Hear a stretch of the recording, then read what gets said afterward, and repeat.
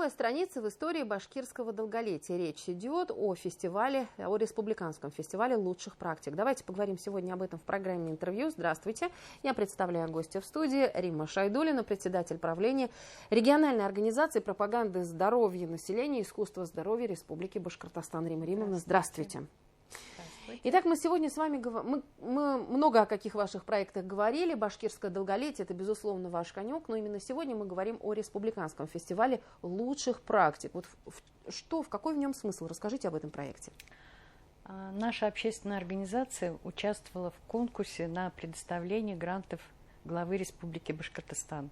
И мы, к нашему счастью, попали в число победителей. Как раз вот с проектом «Республиканский фестиваль лучших практик башкирское долголетие». Фестиваль сам состоит из нескольких этапов.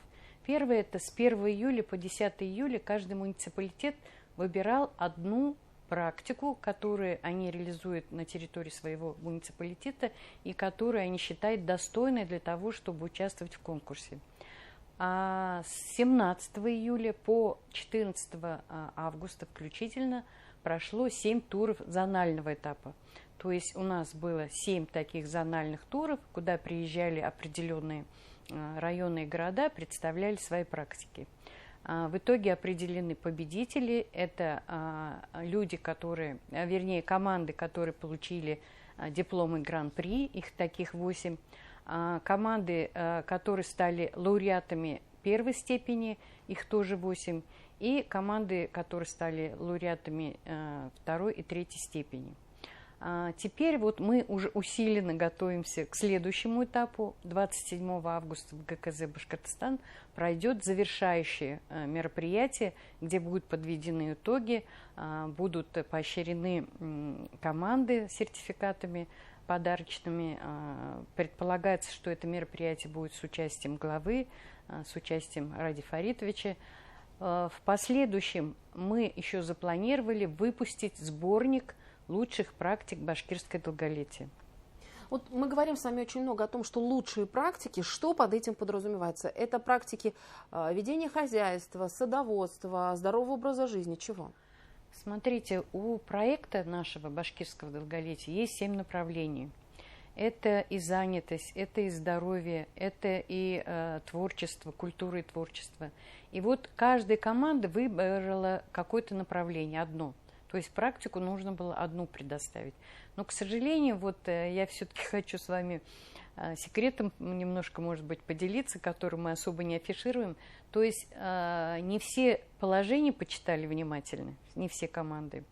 Возможно, есть и в нас ошибка, что мы не дали какие-то рекомендации по тому, как отобрать эту практику. Но так как мы сами составляли это положение, нам казалось, все понятно, потому что было написано строго одну практику выбрать. А некоторые команды показывали все направления башкирского долголетия. Они говорят, мы вот это делаем, и туризм у нас, и волонтерство у нас. Но, к сожалению, поэтому они не смогли попасть, может быть, те призовые места, которые были определены. Хотя, казалось бы, они много чего показали. Поэтому нам надо было отобрать именно практику, которую можно тиражировать или масштабировать. И вот я думаю, сейчас уже, когда мы получили такой урок, и мы, и команды, конечно, если мы все-таки планируем в будущем продолжить этот проект, то, наверное, там еще будет лучше интересно. Вы сказали, что прошли 7 зональных этапов, стало быть, уже есть понимание, кто победил и так далее. Расскажите, вот каковы итоги? То есть я хочу у вас уточнить, какой район самый активный? Смотрите, я думаю, непростое было положение у первого города, где прошел зональный этап. Это город Октябрьский, принимал на 17 июля. Потому что еще никто не знает, как это все проводить, как это будет. Но октябрьцы, они всегда молодцы, они впереди стараются везде быть, и все отлично прошло. Участвовало 8 команд. И вообще потом у нас был в городе Белорецк, Стерлитамак, Кигинский район, Мишкинский район, город Нефтекамск и Уфимский район. Вот 7 зон, куда приезжали команды с ближайших районов. В итоге у нас должно было быть 7 гран-при, то есть 7 зон, 7 гран-при. Но так получилось, что в 2 зонах настолько были команды сильные, настолько они, как говорится, шли друг с другом рядом, что жюри не могло дать предпочтение какой-то. И поэтому в 2 зонах у нас получилось 2 гран-при. Это в городе Нефтекамск. Значит, гран-при у нас получил там Янаульский район и Калтасинский район. И, значит, в Алексеевке, в Уфимском районе, там тоже гран-при. Это, получается, Октябрьский район города Уфы. Уфимский район. Я сейчас думаю, чтобы не спутать и никого-то не обидеть. И, получается, у нас еще получилось 8 лауреатов первой степени. Все эти команды будут приглашены вот как раз на наше завершающее мероприятие. То есть те команды, которые стали гран-при, они покажут свои практики на сцене. А команды, которые стали лауреатами первой премии, они тоже примут участие.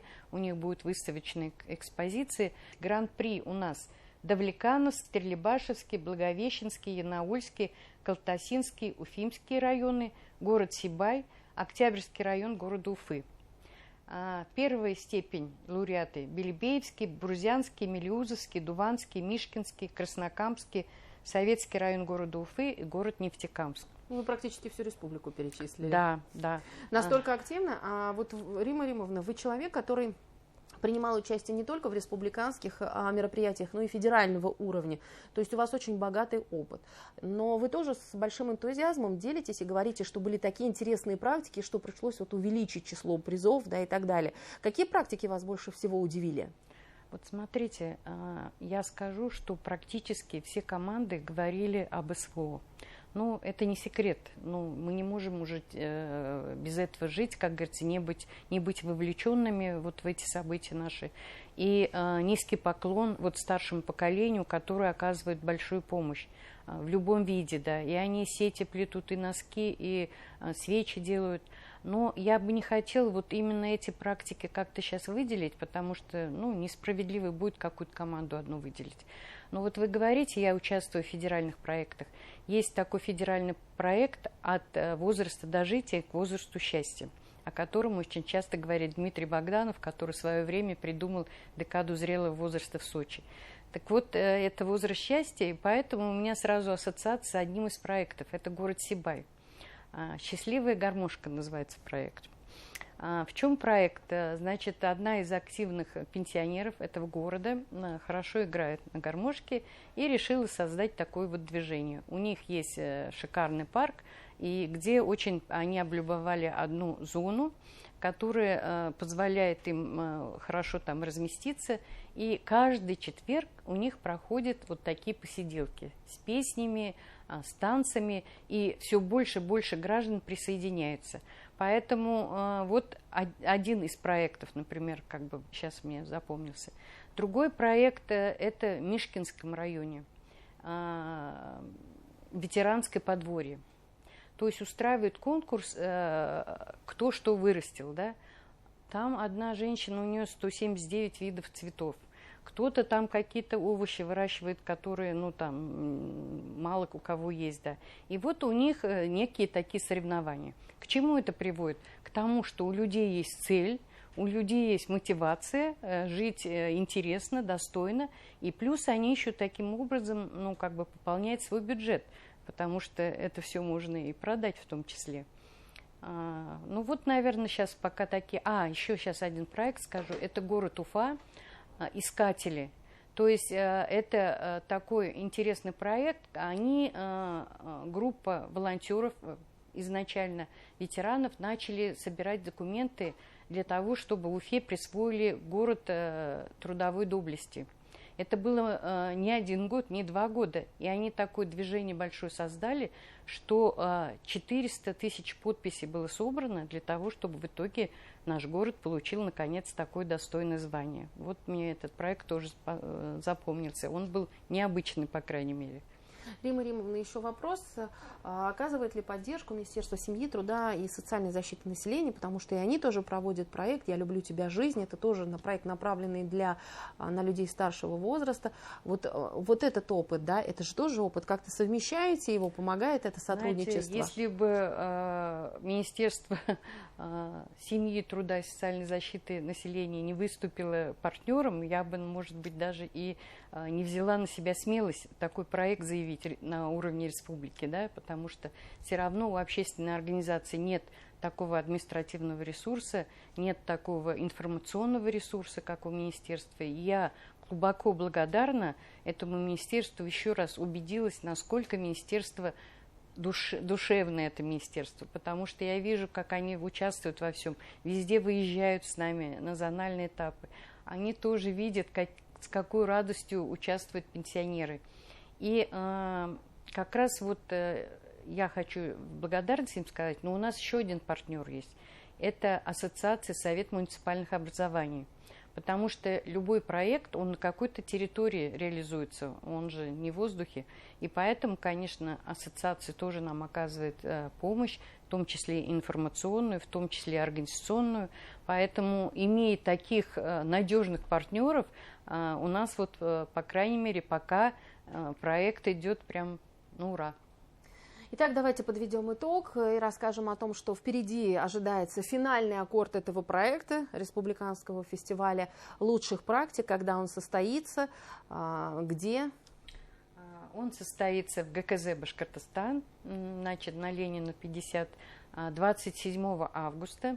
Официальное начало в 16 часов. Но до этого все команды с утра приедут, у нас будет репетиция, подготовка, будут размещены все эти команды, 16 команд. Они, конечно, покажут свои практики. Я думаю, что Ради Фаритович захочет каждому подойти, посмотреть, кто что там добился. И у нас будет небольшой концерт в это время. Мы уже немножко уже трясучка маленькая есть, да, потому что такое масштабное мероприятие проводится впервые. Вообще, как идея появилась этого фестиваля. Наша общественная организация же имеет свой проект авторский «Декады старшего поколения». И мы уже провели 5 декад. К нам на декаду приезжают пенсионеры с разных районов и городов. И они как раз рассказывали мне, а у нас это проходит, а у нас это проходит. И так захотелось, чтобы об этом знали не только несколько человек, а вообще об этом знала республика, потому что это достойно, потому что это говорит о том, что проект главы Республики Башкортостан, башкирское долголетие работает, потому что люди активно включились в него. Много творческих проектов, «Я люблю тебя, жизнь». Есть, значит, туристическое направление, да, и я вижу, что муниципалитеты поддерживают. Мы видим, какие приезжают команды, то есть у всех есть форма. Если это не какие-то нарядные костюмы, то это в любом случае футболочка и бейсболочка, да, с названием района или команды. Их подвозят на автобусах, то есть обеспечивают питанием. То есть это говорит о том, что очень правильно, что этот проект был отдельный. То есть башкирское долголетие как один отдельный проект. И я думаю, что со временем он будет развиваться и пополняться еще другими направлениями. Спасибо огромное, Римма Римовна, что пришли сегодня к нам в студию и поделились именно проектом, который реализуется на грант главы Республики Башкортостан. Спасибо вам. Это была программа «Интервью», и сегодня о Республиканском фестивале лучших практик мы говорили с Риммой Шайдуллиной. Спасибо, что были с нами.